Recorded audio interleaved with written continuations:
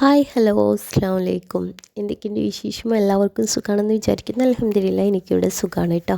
അപ്പോൾ ഇന്ന് രാവിലെ തന്നെ ക്ലീനിങ്ങിന് ഇറങ്ങിയതാണ്. പെരുന്നാളൊക്കെയാണല്ലോ വരുന്നത്. അപ്പോൾ വീട് മൊത്തം ഒന്ന് ക്ലീൻ ചെയ്യാട്ടെ എന്ന് വിചാരിച്ചു കേട്ടോ. അതിൻ്റെ കൂടെ തന്നെ കുറച്ച് ക്ലീനിങ്ങിൻ്റെ ടിപ്സും കാര്യങ്ങളൊക്കെ ഇൻക്ലൂഡ് ചെയ്തിട്ടുണ്ട്. നിങ്ങൾക്ക് ഉപകാരപ്പെടും. അപ്പോൾ വീഡിയോ സ്കിപ്പ് ചെയ്യാതെ കാണാൻ ഇഷ്ടമാണെങ്കിൽ എന്തായാലും ലൈക്ക് ചെയ്യാം കേട്ടോ. രാവിലത്തെ ബ്രേക്ക്ഫാസ്റ്റ് ഒക്കെ ഉണ്ടാക്കി വെച്ചിട്ട് അതൊക്കെ കഴിച്ച് കഴിഞ്ഞതിന് ശേഷമാണ് കേട്ടോ മുറ്റടിക്കാൻ വേണ്ടിയിട്ട് ഇറങ്ങിയിട്ടുണ്ടായിരുന്നത്. അപ്പോൾ ആദ്യം തന്നെ മുന്നിലെ ഭാഗമാണ് മുറ്റടിച്ചരിഞ്ഞ ആണ് തീർക്കുന്നതായിട്ടോ. മുന്നിലെ ഭാഗത്ത് അധികം ചമ്മലും കാര്യങ്ങളൊന്നും ഉണ്ടാവാറില്ല കേട്ടോ.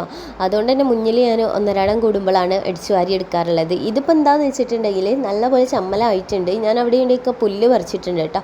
അത് മാത്രമല്ല മക്കളെന്തൊക്കെയോ പേപ്പറൊക്കെ കട്ട് ചെയ്ത് കണ്ട് മുറ്റത്തേക്കാണ് ഇട്ടിട്ടുണ്ടായിരുന്നത്. അങ്ങനെ ഞാൻ മുറ്റടിക്കുന്നതിന് ഇടയിലായിട്ട് ഇതാ മോന് വന്നിട്ടുണ്ട് കേട്ടോ. അവനവിടെ കുത്തിരിക്കുന്നുണ്ട്. നാളിൻ്റെ ലീവൊക്കെ ആയതുകൊണ്ട് തന്നെ മദ്രസും കാര്യങ്ങളൊക്കെ പൂട്ടിയിട്ടുണ്ട് കേട്ടോ.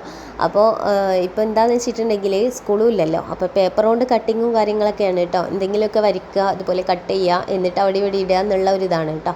അങ്ങനെതാ മുറ്റടിക്കലും കാര്യങ്ങളൊക്കെ കഴിഞ്ഞ് നേരെ ഞാൻ സിറ്റ് ഔട്ട് ഓൾറെഡി ആദ്യം തന്നെ അടിച്ചു വാരിയിട്ടോ.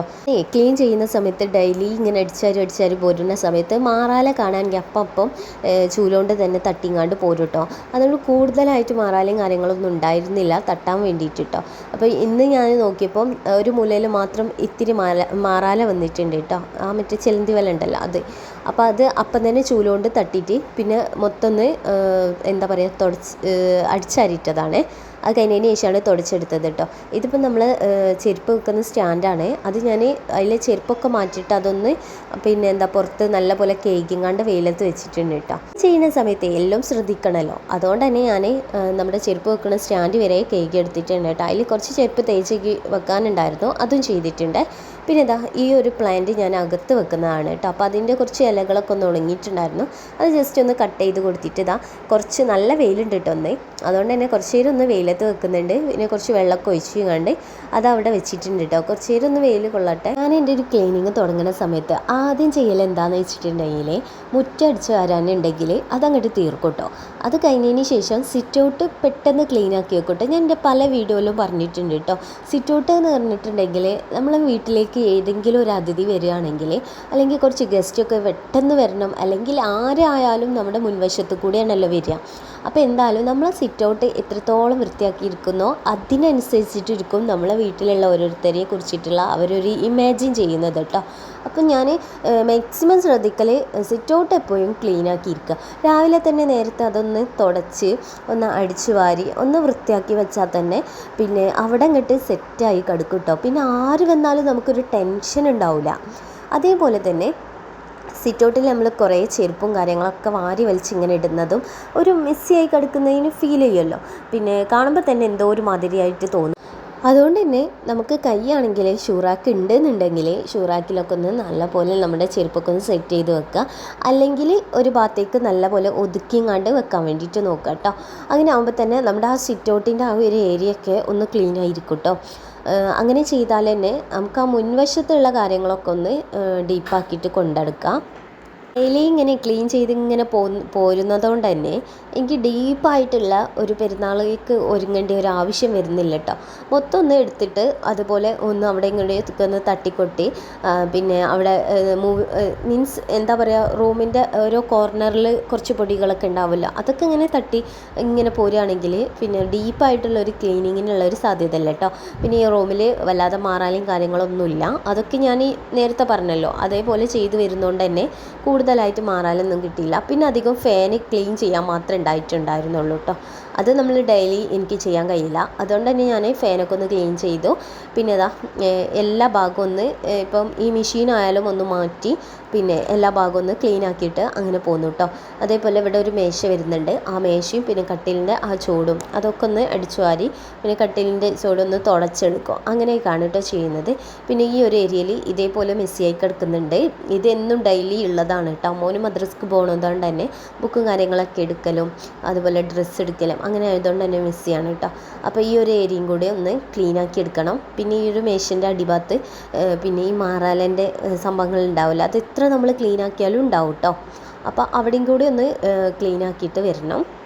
നമ്മൾ വീട് ക്ലീൻ ചെയ്യുന്ന സമയത്ത് ജനാലയൊക്കെ ഒന്ന് തുറന്നിടുക കേട്ടോ. പിന്നെ എപ്പം ക്ലീൻ ചെയ്യുന്നോ അപ്പം തുറന്നിടാൻ പറ്റുന്ന സാഹചര്യമാണെങ്കിൽ ജനാലൊക്കെ തുറന്നിട്ടുന്നുണ്ട് കുറച്ചൊരു കാറ്റും വെളിച്ചമൊക്കെ കിട്ടുന്ന രീതിയിലാക്കി വെച്ചാലും കുറച്ചൊരു എന്താ പറയുക അവിടെ ജോലി ചെയ്യാനും അല്ലെങ്കിൽ അല്ലാത്ത രീതിയിലോ ഒക്കെ നമുക്ക് നിൽക്കാനും നല്ലൊരു ഇതുണ്ടാവും കേട്ടോ. അപ്പോൾ ഈ ഒരു മേശിൻ്റെ ഇടയിൽ ഇതാ ഈ ഒരു ടൈലിൻ്റെ ഇടയിലൊക്കെ ആയിട്ട് ചെറിയ രീതിയിൽ മാറാലും കാര്യങ്ങളൊക്കെ ഉണ്ടായിരുന്നു. അതൊക്കെ ഞാൻ തട്ടി ഇതേപോലെ ഒന്ന് തുടച്ചിങ്ങാണ്ട് വെച്ചിട്ടുണ്ട്. പിന്നെ അതിൻ്റെ മുകളിൽ ഞാൻ വെക്കുന്ന സാധനങ്ങളൊക്കെ അതേപടി തന്നെ വെക്കുന്നുണ്ട് കേട്ടോ. നമ്മൾ എടുക്കുന്ന സാധനങ്ങൾ അതേപടി തന്നെ തിരിച്ച് നമ്മൾ അവിടെ തന്നെ വെക്കുമ്പം ആ ഒരു നീറ്റ്നെസ് കിട്ടും കേട്ടോ. അതിപ്പോൾ ഇനി വേറെ എന്ത് ആവശ്യത്തിന് എന്ത് സാധനം എടുത്താലും അതേ രീതിയിൽ തന്നെ നമ്മൾ നീറ്റാക്കിയിട്ട് വെക്കാൻ നോക്കുക. ഏതാ 2 റൂമും ഞാൻ അടിച്ചു വാരി എടുത്തിട്ടുണ്ട്. പിന്നെ ഡൈനിങ് ഹാളും അടിച്ചു വാരി അങ്ങോട്ട് കൊണ്ടുവന്നിട്ടുണ്ട് കേട്ടോ. ഇനി അടുക്കള ഒന്ന് ക്ലീൻ ആക്കി എടുത്താൽ മതി. അടിച്ചു വാരി ഇടലും കാര്യങ്ങളൊക്കെ കഴിഞ്ഞതിന് ശേഷം ഞാൻ നേരെ ബെഡ്ഷീറ്റ് ഒന്ന് വിരിച്ചെടുക്കാൻ വേണ്ടിയിട്ട് നിന്നു കേട്ടോ.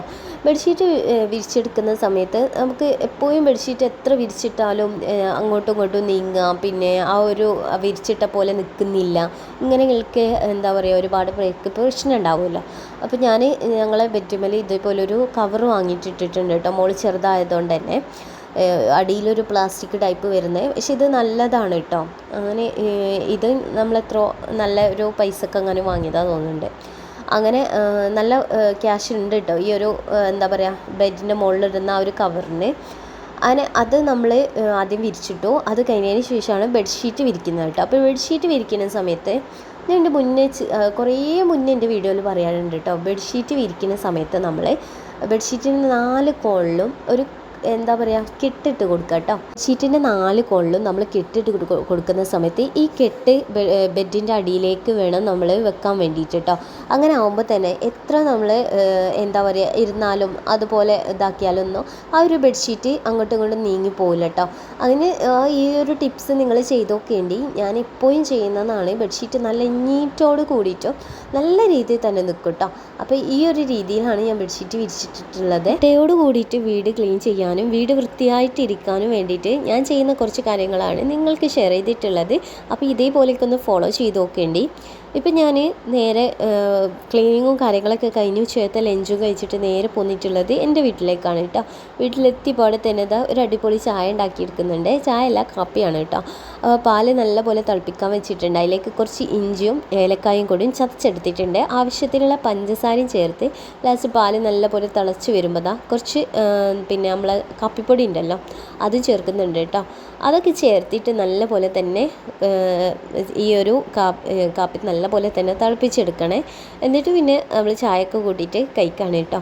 അപ്പോൾ ഇന്നത്തെ ക്ലീനിങ്ങിൻ്റെ വീഡിയോ നിങ്ങൾക്ക് ഇഷ്ടമായി എന്ന് വിചാരിക്കുന്നുണ്ട്. ആർക്കെങ്കിലുമൊക്കെ ഉപകാരപ്പെടുകയാണെങ്കിൽ നിങ്ങളുടെ അഭിപ്രായങ്ങളൊക്കെ എന്തായാലും കമൻറ്റിൽ അറിയിക്കാൻ വേണ്ടിയിട്ട് നോക്കണം കേട്ടോ. അത് നല്ലൊരു അടിപൊളി കാപ്പി ഉണ്ടാക്കിയെടുത്ത് ഇതിന് കൂടെ കഴിക്കാൻ ഉള്ളിവടയായിരുന്നു. ഉള്ളിവടയും പഴംപൊരി ഉണ്ടായിരുന്നു. ഞാൻ എടുത്തിട്ടുള്ളത് ഉള്ളിവടയാണ് കേട്ടോ. അങ്ങനെ ഉള്ളിവടയും നല്ല ചൂടുള്ള കാപ്പിയും കുടിച്ചിട്ടുണ്ട് കേട്ടോ. ഇന്നത്തെ വീഡിയോ ഇത്രയ്ക്കുള്ളൂ. വീഡിയോ ഇഷ്ടമായ സബ്സ്ക്രൈബ് ചെയ്യാൻ മറക്കരുത്. പുതിയൊരു വീഡിയോ ആയിട്ട് കാണാം. അതുവരേക്കും ബൈ. അസ്സലാമു അലൈക്കും. Thank you for watching.